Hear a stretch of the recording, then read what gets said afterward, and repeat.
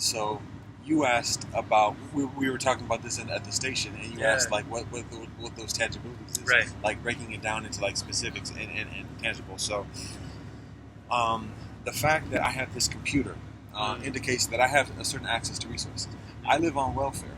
I throughout my life I never make more than $20,000 a year. That's the cap of what I make. And I just say that as in terms of saying that I live a certain life of modesty. Right. But within that modesty, I am extremely resourceful, and I have a certain efficacy in getting what I need to survive one way or another. Often less favorable means than others, but it happens. So we and the thing is, there are cultures like that.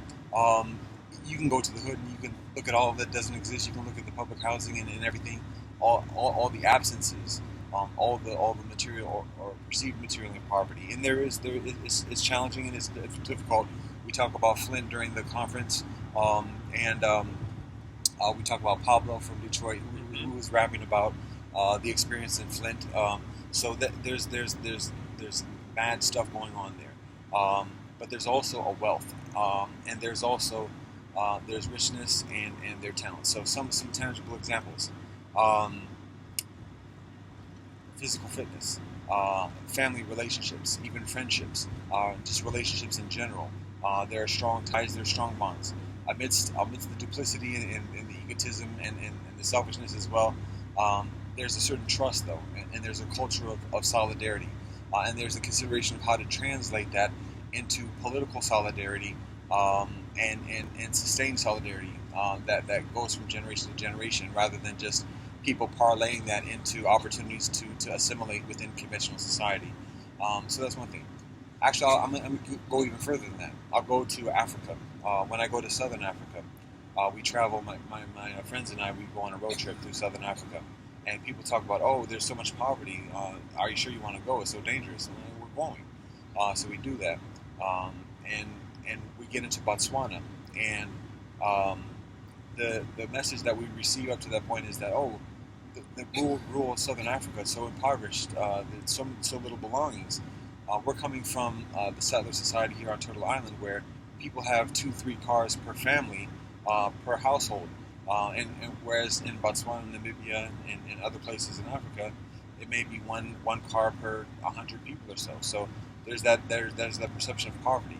However, when we get to Botswana, we are informed of the culture and the protocol that when you see somebody walking along the highway, you are obligated to stop and pick that person up and take that person to the next town.